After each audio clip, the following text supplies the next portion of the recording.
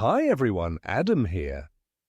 When people talk about the Starfall War, they usually start with the footage. Rails lighting the dark, Drexari ships breaking apart like brittle glass, and a calm human voice saying, "Withdraw." But that isn't where it began. It began in a room full of polite liars who thought votes could bury consequences. And it didn't end with victory. It ended with a choice. What follows is the official record, preserved for the Commonwealth Archives. If you're new here, welcome to humanity's least diplomatic moment and the reason Sol still has a sun. The Asterion Concord chamber hung suspended in vacuum above the capital moon of Halloran, a monument to the kind of civilization that mistook debate for decision. Its vast tiers of light shimmered with the speech feeds of 300 species, a chorus of reason that could rationalize almost anything. When Chancellor Elena Vasquez of Sol took the podium, the chamber fell into the polite quiet reserved for doomed motions. She was the human representative, young by galactic standards, and too composed for those who had dismissed her species as an overconfident newcomer. Her words were simple, the evidence unambiguous. "Honored delegates," she began, her voice passing through a dozen translator nodes before spreading like glass through the dome. "I submit verified proof of systematic atrocity by the Drexari Dominion. 17 colonies erased within 2 years. The most recent, Verdant Reach, an agricultural world, non-militarized, 137 civilians dead." She gestured, and a constellation of light unfurled. Sensor tracks, energy signatures, encoded comms. Proof enough to damn an empire. A murmur passed through the chamber. Some species looked away, unwilling to confront the clarity of the data. Others whispered to aides who would later rewrite their notes to ensure no blame attached to them. The Drexari representative, Legate Scar, smiled with too many teeth. His scales shimmered with smug confidence as he rose to speak. The human ambassador is emotional. A regrettable incident, yes. But an accident. Compensation has been paid. The matter is closed. Elena's reply was steady, each syllable an indictment. "You murdered families and sent money." Archon Serev of the Serin, the translucent-blooded chair of the Concord, interrupted in a voice like polite frost. "Ambassador Vasquez, control yourself. Emotional outbursts do not assist the pursuit of order." The vote was called. It took 90 seconds. 247 delegates voted to accept the explanation and compensation. 53 objected. The result was greeted with the usual self-congratulation. The relief of people who had mistaken inaction for wisdom. Elena closed her datapad with deliberate calm. "Remember this moment," she said quietly. "We came to this chamber with open hands. We followed your laws, we trusted your sense of justice, and we warned you, explicitly, what we are capable of if pushed too far." She looked at Scar, still smiling. "You've made your choice," she said. "Now you'll see what humans are like when we stop asking permission." No one answered her. Few even looked up. The record shows that the next 3 minutes of the session were consumed with procedural amendments and the scheduling of an art exhibition. The human delegation did not return. In a command complex buried beneath the granite of Colorado, a message arrived that no one had expected to see again. General Marcus Chen, commander of Earth Defense Command, read the encrypted transmission twice. "Protocols revoked. Full authorization. Defend ourselves. Defend our allies. Show them what we are." Chen was 63 years old. He had fought no wars but had studied every one humanity ever waged. He understood that peace endured not through goodwill, but through deterrence with credibility. He closed his eyes briefly. "Open the sealed orders," he said. "Alert all fleet commanders. Activate the reserves." Across Earth, doors the Concord had never inspected opened silently. On Luna, mining silos revealed the smooth hulls of 3 dreadnoughts that officially did not exist. On Mars, civilian shipyards switched production without changing their schedules. In orbit, a single transmission was sent to the Concord. You were warned. At the Drexari border, War Master Jek Ral stood upon the bridge of his flagship Crucible of Stars. He was one of the few Drexari officers who respected humanity, and that respect made him nervous. His king, Aurak Vesh, had laughed when he requested caution. "Humans! Merchants and engineers, let them posture," Vesh had said. Pral commanded 47 warships, newly refitted and confident. When the humans arrived, 5 ships, 1 capital, and 4 carriers, he almost pitied them. Almost. He opened a channel. "Humans," he said, his deep voice resonant with the pride of a predator. "You are outnumbered and outgunned. Surrender your vessels and live." The image that answered him was an older human man, his uniform simple, his tone absolute. "General Marcus Chen, Earth Defense Command, withdraw." Ral bared his teeth. "You are surrounded." Chen's voice did not rise. "You had your chance to surrender. It has expired." Then the channel cut. The Drexari opened fire, a wall of plasma and particle beams that would have vaporized a lesser fleet. The human ships did not dodge. Their hulls drank heat, ablative armor, vaporizing layer by layer. Beneath it, more metal, more defiance. Then the rails spoke. Kinetic slugs, tungsten mass at a fraction of light speed, tore through Drexari cruisers as if armor were an opinion. Missiles erupted, too many, too intelligent, each one a decision. Point defense fired desperately and failed with dignity. Human strikecraft moved with impossible precision, slipping through gaps the Drexari had never considered weaknesses, because the humans had designed those weaknesses. 4 hours and 17 minutes later, 43 Drexari warships were gone. 4 were drifting, crippled. The human losses were statistically negligible. When Drexari Marines tried to repel boarding parties, they found themselves outmatched by smaller, faster soldiers who seemed to know the layout of their ships better than they did. One lieutenant, her armor scorched, removed her helmet and spoke perfect Drexari. "War Master Jek Ral," she said, "you are a prisoner of war. Order your crew to stand down." He looked at the shattered remnants of his bridge, at his dead communications officers, and at the human soldiers who had come for him with professional precision.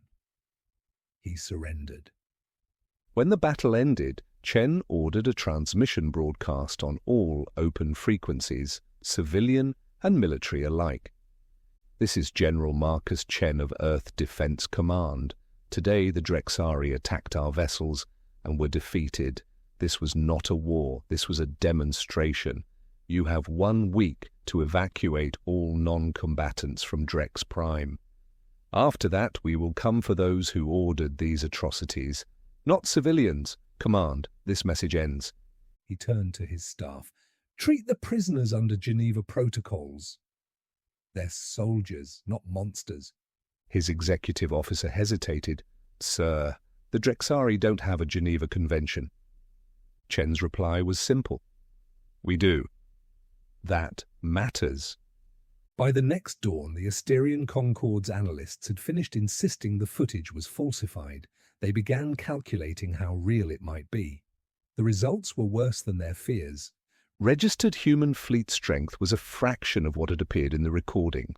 The physics of their weaponry violated standard energy budgets, and the precision and the ruthless proportionality unsettled even those who had voted against intervention.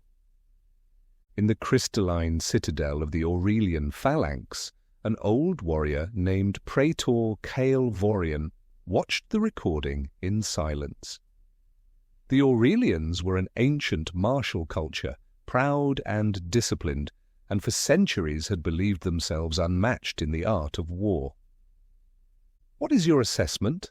asked his adjutant. Vorian's eyes did not leave the human battle footage. "They fight as if they have practiced on someone else," he said quietly. "A great many times."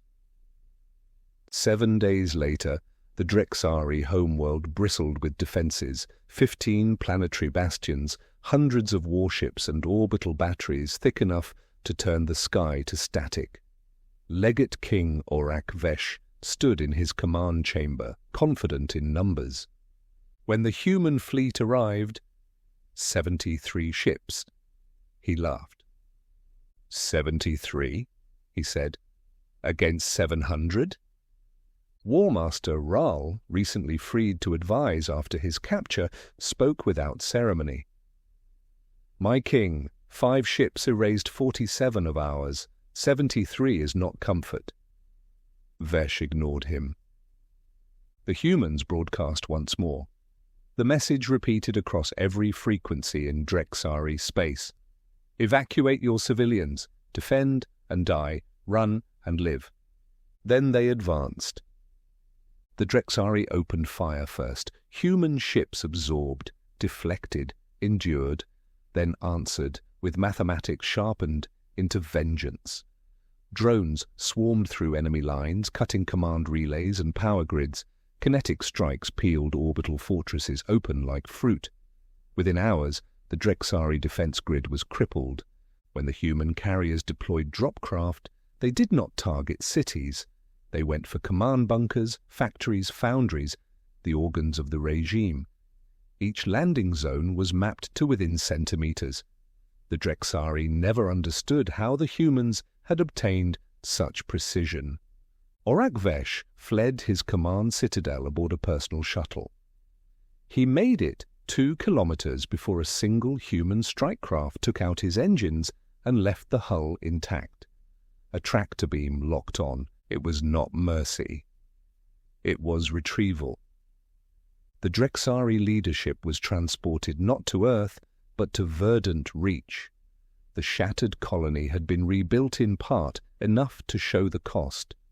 The prisoners were made to walk its fields, where the names of the dead had been etched into the soil in light. General Chen accompanied them, silent until the end. "This," he said to Vesh, "was your order." "Look at it." Vesh looked, and for the first time did not speak. The subsequent tribunal was convened aboard Nemesis Station, a neutral habitat built by minor species, long ignored by the Concord. The evidence was overwhelming, the verdict inevitable. The Drexari hierarchy was dismantled and placed under interstellar custodial law. For the first time in centuries, the Asterion Concord found itself facing consequences that could not be debated away. The Aurelians, bound by pride and honor, sought to test humanity directly. 200 ships of the Aurelian phalanx entered the Red Veil Nebula, a supernova remnant where light itself was unreliable. They broadcast a challenge, a contest of arms to measure the truth. Humanity accepted. 50 ships arrived and disappeared into the mist. The battle that followed lasted 4 hours. The Aurelians found themselves surrounded by shadows that shot back. Missiles guided by quantum entanglement ignored the interference. Cybernetic strikes turned Aurelian sensors into chaos. After losing 27 ships, Praetor Vorian ordered retreat. As the phalanx withdrew, a single human transmission cut through the static. "Praetor Vorian," General Chen's voice said, "your tactics were sound. For Aurelian doctrine, that is why you lost. Go home. Live to think about it." Vorian hesitated, then replied, "You spare us?" "You're professionals," Chen said. "We respect that." "Survive. Think." The line went dead. The Aurelians obeyed.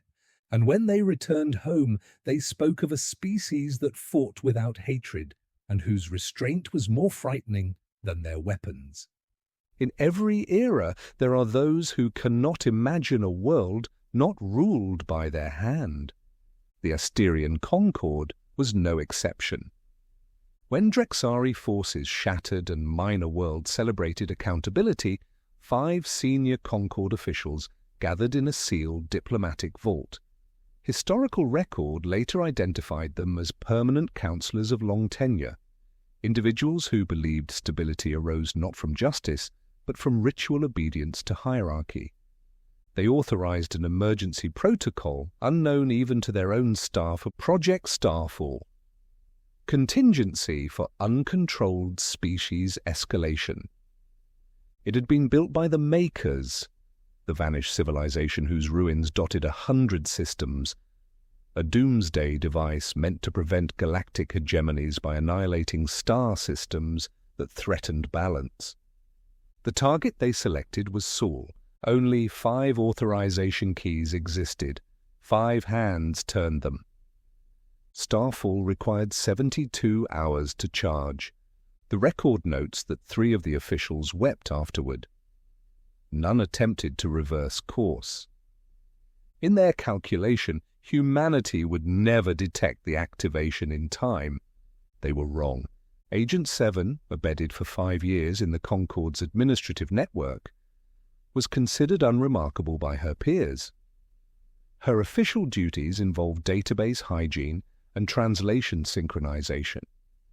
Her unofficial purpose was simpler: watch for the moment the galaxy chose extinction. When the Starfall activation pulse rippled into the secure comm lattice, she paused, frowned, and leaned closer to her console. What she saw was not a normal security escalation. It was a pattern older than the Concord, older than its archives. She decrypted the pulse, and the readout chilled her blood. Target Sol. Activation confirmed. T-minus 71 hours, 49 minutes. Her response was immediate and silent. A single burst transmission, quantum encoded, bypassed all Concord channels and sped toward Earth. In Colorado granite, the message arrived. General Marcus Chen read it, then read it again out of ritual, not doubt. "Everything we can spare," he ordered. "And then some. If we fail, humanity ends." A fleet formed not of ceremony, but a necessity. 30 ships only, the most that could leave without inviting opportunistic predation elsewhere. They were not the fullest hammer Earth possessed, but the sharpest.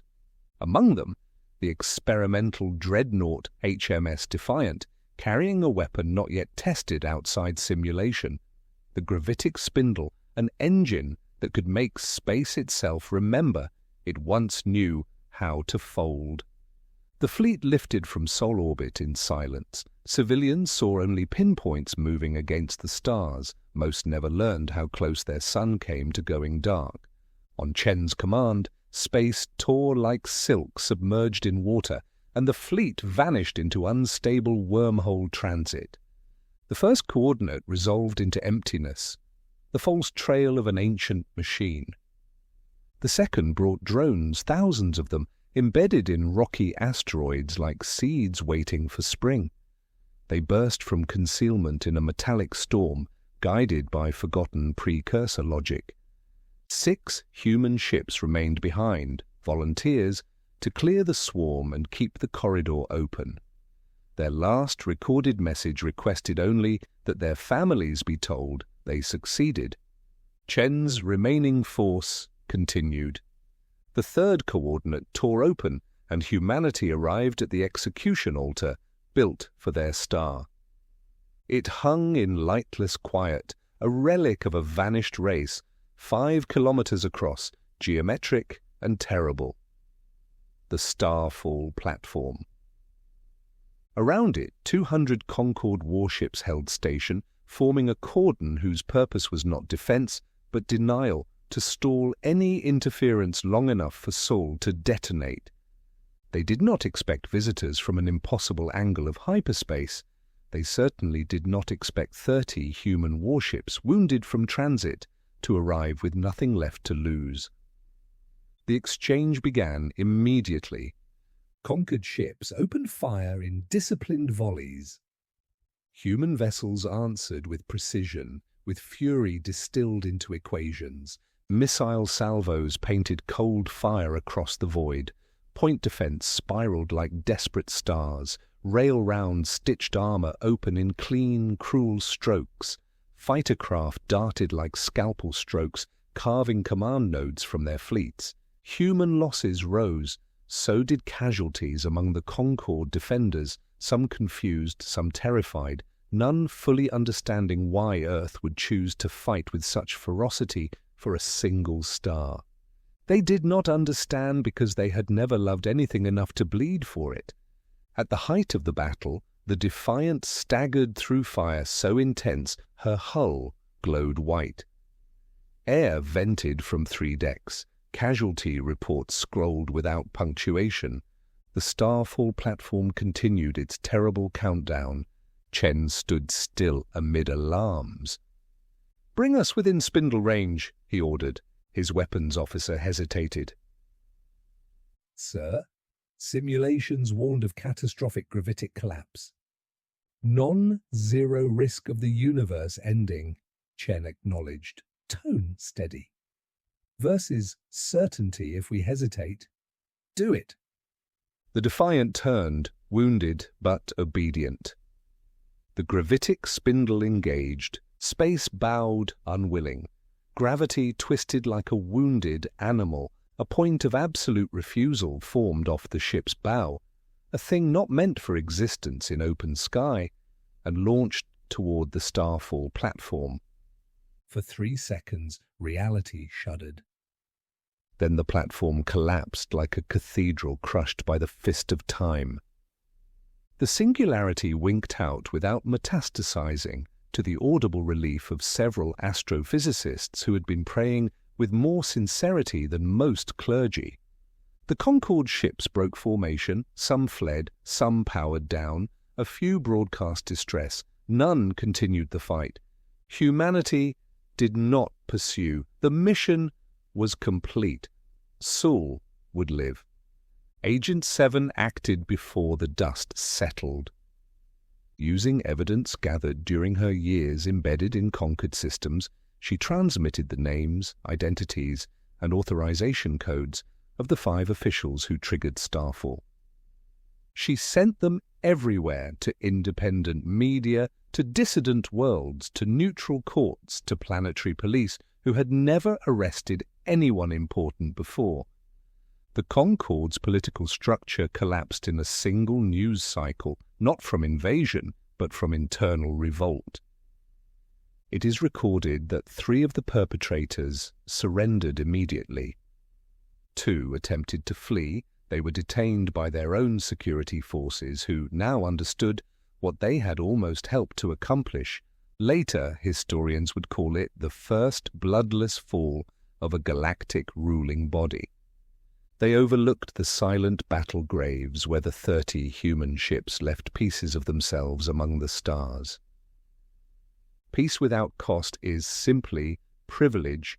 Humanity understood cost. The first great power to break silence after the Concord fell was the Aurelian Phalanx. Their praetor, Kale Vorian, travelled to a neutral station, unarmed, unescorted. General Chen met him across a simple table. The conversation was brief. "You spared us," Vorian said. "Why?" "Because killing you had no strategic value," Chen replied. "And because your soldiers fought with honor. That still means something to us." "Your victory is absolute," Vorian acknowledged, "but we will not kneel." "We never asked you to," Chen said. "Just don't stand with those who would burn stars." Silence followed. Respectful, not uncomfortable. When Vorian returned home, he did not bring orders. He brought a proposal. The Aurelian phalanx would not resist humanity. It would stand beside them, not as servants, as equals who had survived defeat without losing dignity. In the vacuum left by the Concord, chaos was predicted. Instead, something unprecedented occurred. Minor species in those long ignored, patronized, or sacrificed for galactic convenience petitioned Earth to form a new body, a coalition not built on hierarchy but mutual defense and lawful accountability. They named it the Commonwealth of Free Worlds. Elena Vasquez was appointed its first chancellor. Her inaugural address was short. "We are united by choice, not conquest. We guard each other's safety, autonomy, and dignity. If we ever act like those we replaced, we will deserve the same fate they met." The Aurelian phalanx joined next. The Drexari, shorn of their leadership and humbled by consequence, entered under strict oversight, not subjugated, but held to account. In the space of one human generation, the galaxy shifted around a principle it had previously dismissed as naive. Strength used to shield, not dominate, is the foundation of lasting peace. No formal archive of the Starfall War is complete without the casualty list. It fills 2 volumes, human and non-human, soldiers and civilians. On Earth, they are carved into a memorial at the former Concord Embassy site. General Marcus Chen speaks there once each year until age takes him. His final recorded address includes the only line historians ever quote in full. "Peace without strength is a wish. Strength without restraint is a threat. Humanity will be neither supplicant nor tyrant. We stand so others may stand with us." A century after Sol was nearly extinguished, children from 100 worlds visit the memorial each cycle. They learn not merely of battles, but of decisions, the difficult, costly ones. They see a statue, a human soldier and an Aurelian hoplite, weapons lowered, watching outward. The inscription reads, "From consequence to choice." A Drexari elder visits each year. He once flew in the fleets that terrorized weaker worlds. For decades, he rebuilt Verdant Reach, brick by brick, because humanity believed justice included the chance to change. A human woman stands beside him. She lost family there. She does not forgive. She acknowledges his change. Both truths coexist. Both matter. Academies across the Commonwealth teach 2 syllabi on the events, military doctrines. Study every war. Prepare for all of them. Strike only when required, no further than necessary. Win, then restrain harder than you fought. Diplomatic doctrine. Justice without mercy becomes vengeance. Mercy without justice begets impunity.